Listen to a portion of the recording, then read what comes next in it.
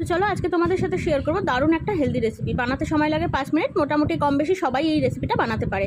তাও ভাবলাম তোমাদের সাথে একটু শেয়ার করা যাক। পেঁয়াজ কুচি নিয়ে নিয়েছি, কাঁচা লঙ্কা কুচি নিয়ে নিয়েছি ধনে পাতা কুচি আর একটু টমেটো কুচি, আর সাথে নিয়েছি একটু সর্ষে আর দুটো শুকনো লঙ্কা আর কারি পাতা।